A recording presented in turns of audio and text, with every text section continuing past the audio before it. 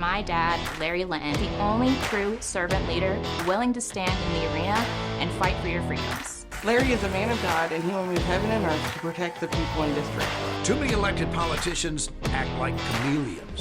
My name is Mike. I'm Larry's neighbor. I bought the house behind him. I trust Larry to give me an honest answer.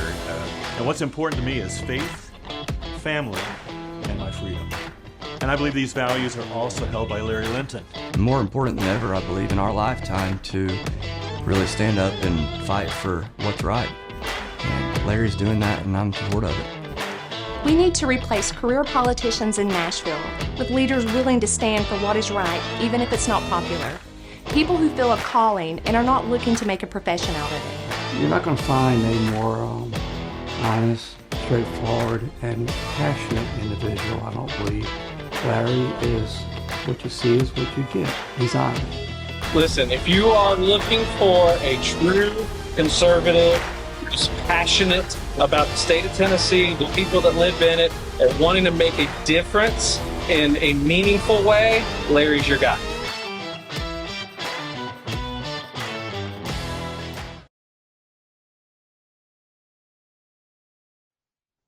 Good Monday morning, ladies and gentlemen. Well, I'm still in Wyoming this week in a small town called Riverton. It sits on the Wind River Indian Reservation. Let me tell you, it's a bustling metropolis. Okay, I'm kidding. It's a quaint little town that has its own unique charm, but definitely lacks options for healthy eating, especially with the schedule I maintain working with these crews. If you follow me on social media, you might have seen some of the incredible sunrise pictures I've been sharing. That is because I am out with the well servicing crews before dawn every day. Before I get too deep into this episode, let me tell you I will be addressing the elephant in the room. And it does not have a whole lot to do with politics in Tennessee. Maybe a bit on the periphery, but not directly tied to Tennessee, as is the normal focus for this program. Now, that elephant would be the second assassination attempt on President Trump's life. That is part of the reason behind this week's title, Lies Intended to Cause Harm. The useful idiots that parrot the regime's talking point about threats to democracy, oh, we'll get into that term as well, maybe if there's time. The talking point about Donald Trump being a threat to democracy or an existential threat to our country are some of the biggest lies spread with, let me repeat, with the intent to cause harm. In fact, I would say that nearly everything the government, be it national, state, or local, nearly everything the institution created to secure the people's liberty that they tell we the people these days, they're lies. School choice or education freedom, it's a lie. Investments are a lie. One in particular that is local in Sevier County will be part of the discussion today. Government investments, yes, they are a lie. Protecting our health is a lie, as we saw during COVID, and on the lies go. So now, though, with the recap and the intro completed, let's get on with this week's episode of the Liberty Leadership and Lies podcast, where I would discuss the many lies told by the communists and their useful idiots in our republic that are intended to cause harm. Malice of forethought, in other words. So let's take a stand in the arena together again this week, folks, and get on with the show.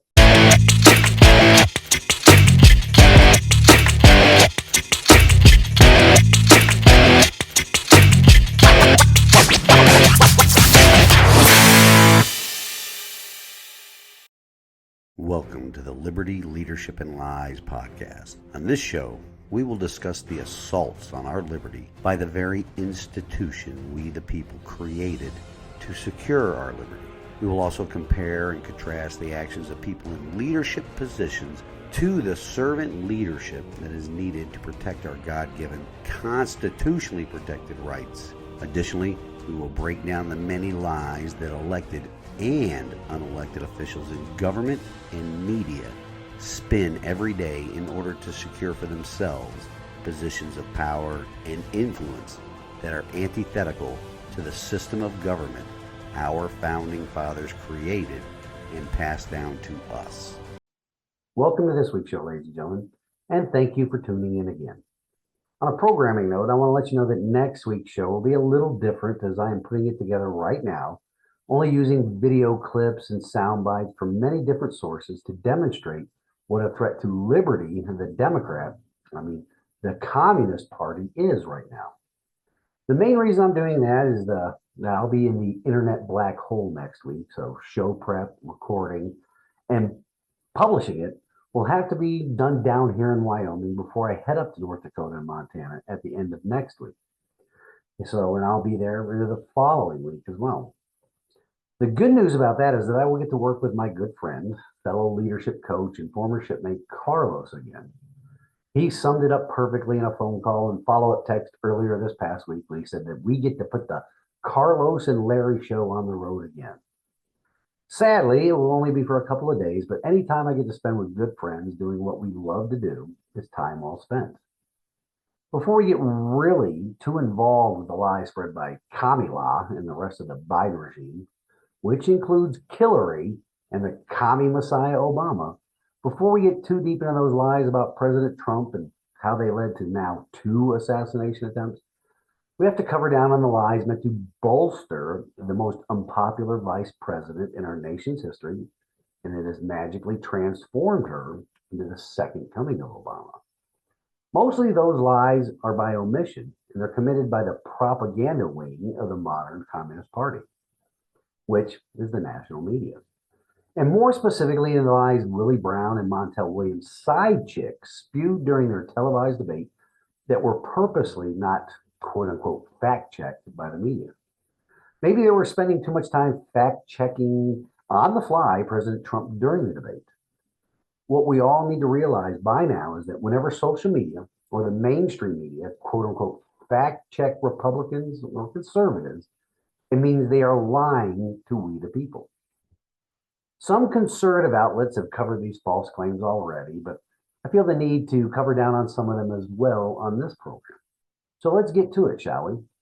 One of the most obvious lies that came out of Kamala's mouth was a regurgitation of the very fine people talking point that the commies and their useful idiots in the mainstream media have been spreading for years, despite it being debunked by even the far left Snopes website here recently.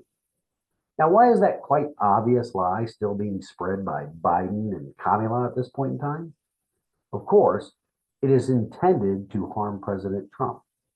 And more than just politically harm him, too. Because most, if not all, of the politically astute people in this country, they know the truth behind that lie. Now, there are still some low information voters that will believe it, and more importantly, act upon it. I mean, at this point in the campaign, the lie will not move the political needle very much. Kamala supporters will cheer it because it will appear to damage Trump politically, and that is a good thing in their mind, even though they know it is a lie. Trump supporters knew from the very outset that the very fine people hoax was a lie. So those two camps will not be affected by it at all in the voting booth. It may, however, have an unintended consequence of causing the independent voters to look deeper into it. And once they do that, it may cause a shift in support towards Donald Trump. Notice, though, that I said unintended consequence, because the intended consequence is to radicalize those low information voters out there to act. Harmful and deadly action to prevent Donald Trump from getting into the White House once again. So that is one of the most obvious lies that Kamala told at the debate. When the so-called moderators of the debate did not fact check her on that line, they are encouraging the radicalization of the low information, uneducated, typical commie voter out there. One of my old friends from my time attending the U.S. Army Sergeant Major Academy tried to stir things up with me about the debate. I'm sad to say that this person apparently only sees political discourse through the lens of color or the melanin content in our skin. After this retired soldier tried to gloat by stating that Donald Trump got his quote-unquote behind whipped at the debate, I shared some facts with him about what was actually said at the debate and not said, as well as pointing out that it was a 3-on-1 debate. The only response I received to that was, "Have a nice day, Larry." which is typically what happens when you discuss facts and logic versus lies and feelings with a person who only sees politics through the lens of whatever specially agreed subcategory of person the communists have pigeonholed them into. Liberty versus tyranny never comes into their mind, unless, of course, government tyranny benefits them and their government-created protected class. Which brings up another point about how I've changed the way in which I respond to the commies and their useful idiots on all of my social media. I used to get into exchanges with them on my social media posts. I believe I've spoken about this in the past with the audience here. I would respond to them not to change their mind, but to influence the people that may be reading the back and forth that I get into with them. Well, not anymore, folks. Some of that toxicity was getting into me, so I don't engage with them anymore. I just block them and then delete whatever they said or whatever they posted. And then, as I said, I mainly stopped because of the toxicity. Another reason is because it became too time consuming. I would spend hours getting into the many back and forth conversations with people I knew would not and could not change their minds, because mainly they don't have a mind of their own to change. The commies are like the Borg from that Star Trek Next Generation series. They operate from a hive mind. Another reason is because many of the people, well, not people as I found out, many of the interactions I was having were with bots or fake accounts. These are accounts that are created for the sole purpose of antagonizing conservatives such as myself. The more I engaged with them, the more of the bots or fake profiles I would see commenting on my posts. The algorithm. Now that I just block and delete those accounts, the engagement with those type of accounts is way down. Their engagement on my social media post is way down. It's amazing, isn't it? That would be my advice to everyone now. If you are a conservative and make posts or share content on your social media pages and start to see accounts engage with hostility, just block the account and delete their interaction.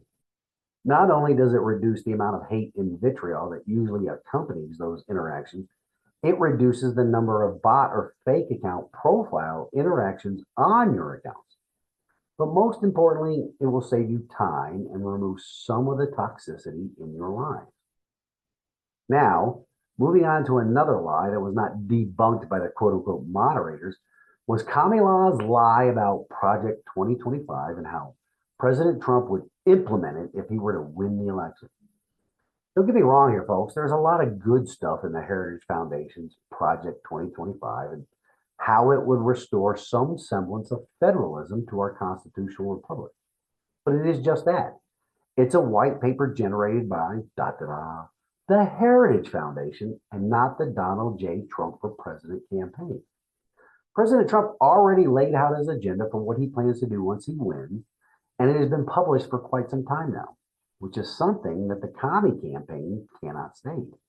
Anyway, Project 2025 is something a think tank came up with and is not associated with President Trump at all. And in fact, everybody knew it. As a matter of fact, he publicly stated on numerous occasions that he has nothing to do with it and has purposely not read it. I know some of the people that I served with in the Navy were captured by the commies with their spread of this particular piece of propaganda as well. It is amazing how little they actually look into the subject. All they see or hear is how this particular white paper is what Donald Trump will enact if he is elected to office. Project 2025, it's no different than the 1619 project in that it is something put together by a think tank as a sort of a wish list. It has nothing to do whatsoever with Donald Trump's campaign in particular, or even the Republican Party in general. Yet the useful idiots in the mainstream media will take the child sniffer in chief's word, along with Kamilah's word, that this is what a Trump presidency will do.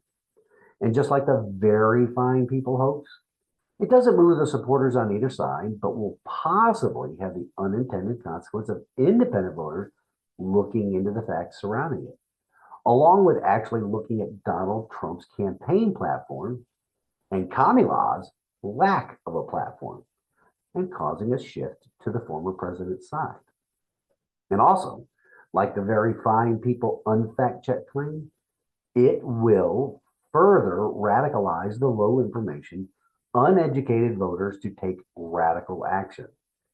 Action like climbing to a rooftop with a high powered rifle or hiding in the bushes for 12 hours with a high powered rifle, so they can end this existential threat to democracy that the Biden Harris team and the useful idiots in the media keep drilling into their feeble minds.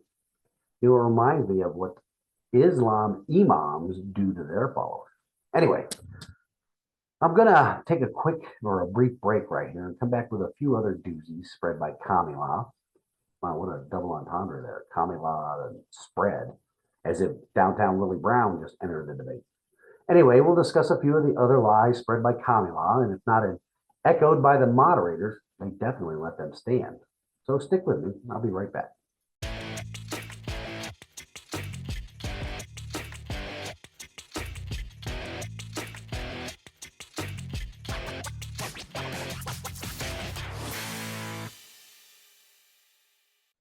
Okay, folks, we're back. Thanks for sticking with me.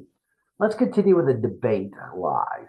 Keep in mind, though, that these lies, which are common in politics, mind you, just like the lie that my former opponent in the GOP primary for Tennessee House District 12 is a conservative, those lies are meant to deceive people for a desired personal outcome. Or like the lie that the United States of America is a democracy instead of a constitutional republic. That is meant to deceive people and make it easier for the downhill slide from constitutional republic to an actual democracy, which will culminate into an oligarchy or dictatorship, which always happens to democracies.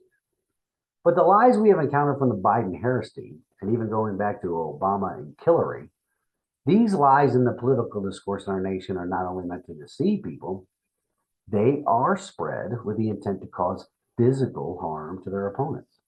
But before I get into the debate lies again, I want to point out a local government investment lie that is being perpetuated right here in Sevier County. It has to do with the residents of a particular subdivision.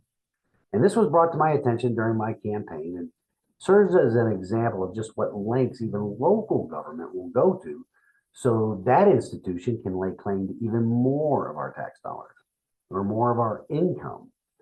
Now, I'll leave the names of the subdivision and the people that I've been corresponding with. Really, they're just keeping me informed of their interactions with the Sevier County Commission, and I'm just a casual observer at this point. I'll leave those names out of this segment so they can continue without the appearance of working with or for the arch nemesis of the Good Old Boy Network here in Sevier County. But anyway, this subdivision is now the recipient of a so-called investment into the county's expansion of sewer and water lines. I believe the money for this expansion comes from some of the bogus American Rescue Plan COVID-era government spending boondoggle, which is a topic we could spend weeks discussing, is a perfect example of how the national government wastes taxpayer money, and in doing so, puts every American into generational debt bondage. So, this subdivision that has been living quite peacefully with their well water and septic systems was notified they were going to receive or be the beneficiary of the government's benevolence and providing them with something they didn't ask for or even desire, which was city water and sewer. Now, I'd have to go back through my emails, but if I'm remembering correctly, they found out they were going to be recipients of this government boon after the work had already started tearing up their streets and lawns. There was no solicitation of input from the residents, nor was there any long or short-term notification. They found out as the work was started. And now, as the work is completed or nearing completion, there are many repairs that need to be done to the residents' streets and yards, their personal property. And government, being the great quote-unquote investor that it is, bid out these repairs to the lowest bidder. Imagine that. So now the residents are not being restored to the condition they were in prior to becoming the receiver of this benevolence of the Sevier County Commission, which is typical, right? So now these residents have city water and sewer available to them, even though they already have well water and septic systems they have been using for years, if not decades. What seems to be the problem, you may ask? Well, what comes with city water and sewer? Taxes and fees, ladies and gentlemen. taxes and fees the residents were not required to pay before the installation of this unsolicited and undesired so-called gift from the County Commission and the American Rescue Plan Act. Now, after a few emails with a couple of these residents, I advised one of them to ask for a resolution from the County Commission, and their response will actually show their intent with the unsolicited gift. After all, the residents can choose to stay on their own septic systems as well as stay on their own well water, right? What happens though? If for some reason you need to put in a new well or a new septic system, well, guess what? You need a permit for that, right? I asked this one particular resident to ask the County Commission for a resolution that states something to the effect of the county will not ever ban the residents from receiving a permit for a new well or a new septic system, nor deny them a request. Now, if the county states that they won't do that, it is because they eventually want all the residents to convert to city water and sewer, which comes with all the taxes and fees associated with a government-provided service. Let's see how that plays out, ladies and gentlemen. Given the governments, all levels of government, given their unsatiable desire for more and more of the taxpayers' money, we know the County Commission will never issue such a resolution. In fact, I believe there won't be any permits issued for wells or septic systems issued for that subdivision ever again. Time will tell, people, but the government has much more time and money than the residents and taxpayers do. So the odds are that the government will win in the end. All because most people have become apathetic to the machinations of all levels of government and have bought into the lies about government quote unquote investments. Now let's get back to the presidential debate and the unfact checked by the moderator Kamila's lies. This one's a two-for. The cackling Kamila merged the dictator on day one lie with a Putin can do whatever he wants lie. Both of which, again, were left to stand by the two of the three-member commie team that were supposed to be moderating and not fact-checking the debate in favor of the regime. The dictator on day one was a facetious joke made by President Trump during a Sean Hannity interview when he said he would be a dictator on day one by closing the border, which stands in stark contrast to the millions of illegal aliens the border czar let into our country, which the communists in Congress right now are fighting tooth and nail to allow to vote in the upcoming presidential election. And the bit about Putin doing whatever the heck he wants. Just what did Putin do while Trump was in office previously? Well, nothing. But while the Biden-Harris team has been in office, that is when Putin has done whatever he's wanted to do. Same thing with Obama's term. This is a not so sly attempt to try and perpetuate the Russia hoax. And as a matter of fact, it is completely the opposite of what Putin himself stated recently. And that is the person who Putin wants to win the election is Kamala, and not Donald Trump. I'm sure you all can remember that Russia hoax being spread by Hillary during and beyond her loss in the 2016 presidential election. A hoax that hamstringed President Trump's first term in office.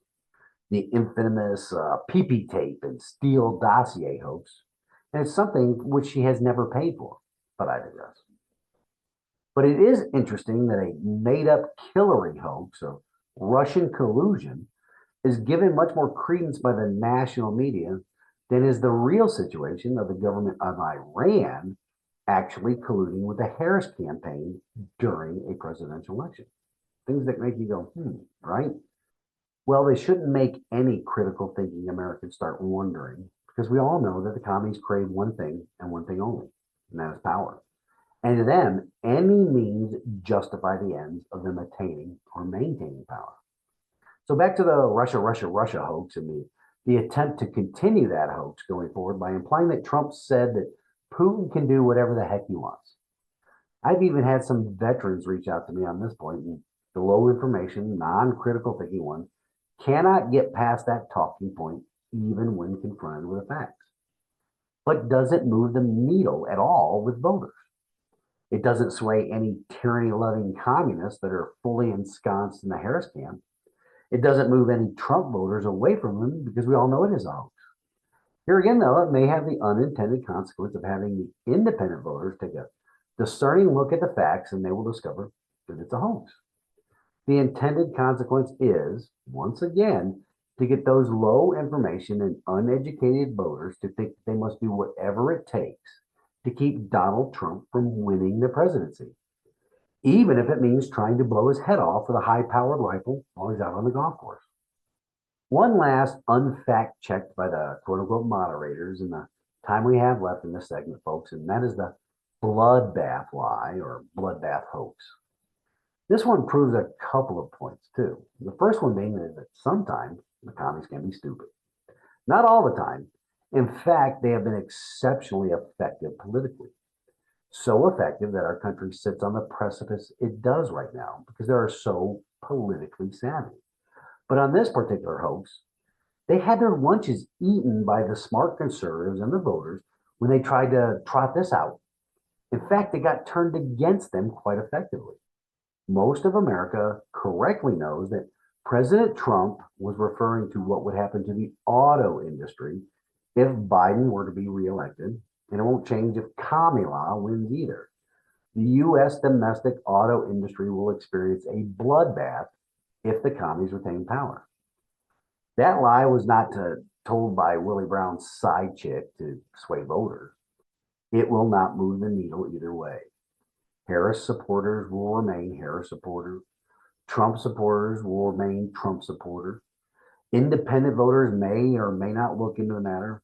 However, it does go to further radicalize the low information and uneducated commies all over the fruited plains, to get them to act against what the Obama, Clinton, Biden, Harris, and mainstream media machine has been calling an existential threat to our democracy.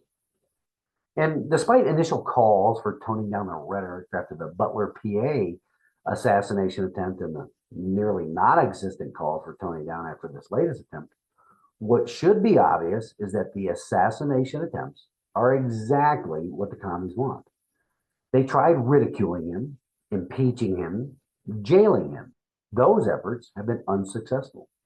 And as Tucker Carlson rightly pointed out months and months ago, the next, in their mind, logical step to getting rid of Donald Trump is to kill him. All of these lies being spread by the mainstream media at the behest of the commies in power are meant for one thing and one thing only. They are intended to cause Donald Trump the ultimate physical harm.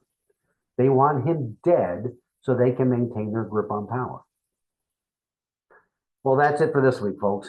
Stick with me after this quick break for God's Word along with my closing thoughts. And with that, we'll be right back.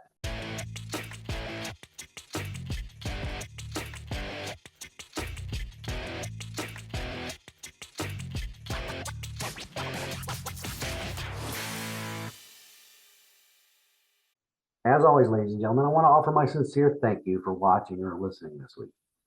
Please do me a favor and go ahead and download the Rumble app and subscribe to the show there. It's completely free. You can also watch the show on ScrewTube as well. Give the show a thumbs up on either of those platforms. If you are listening to the show on Apple or Spotify or any other podcast platform, please subscribe to it there as well so you can get notifications when an episode is released. As most of you know, they are typically released at 5 a.m. Eastern Time every Monday morning. If you would do me another favor as well, if you like the show, this or any other episode, please share it on your social media accounts. Keep in mind, though, if you start getting nasty comments, you can do what I do. Block the account and delete the comment. Your lives will be so much better. It has definitely improved mine. This week's wisdom from God's Word comes to us from the book of Psalm, chapter 101, verse 7. No one who practices deceit will dwell in my house. No one who speaks falsely will stand in my presence. Now we know these deceivers will not find a home in God's house until they repent, but we can also deny them a place in our house. We can deny them their ability to spread their deceptions using our social media accounts as a vehicle. We can also point out the deceptions to those who have not made up their mind about which candidate to support in this upcoming presidential election. I don't see how it is possible that there are those out there who are still undecided between the choice of freedom and tyranny. But apparently, there are still some people in our country that are not convinced one way or the other yet. We can use truth and facts to counter their deceptions. We must. It's not hyperbole that this upcoming presidential election is the most important one in our lifetime. It doesn't take a very discerning eye to see what direction our country will take from a presidency from either one of these candidates. We already have evidence of their actions while in office. Now, if you live in a state where early voting has already begun, please go out and vote. And take as many people as possible to the polls with you that you can. Early voting will be taking place in Tennessee during my next break between this engagement and the following one. I, along with my wife and daughter, intend to take advantage of early voting. In fact, I'll be offering rides to the early voting locations for any Republican voter in Sevier County that wants one while I'm home. And I encourage my fellow Sevier County Republicans to do the same. Vote early and bring as many people with you as possible. That is it for this week, folks. Until next week, stand in the arena with me. Reveille, it's time to wake up.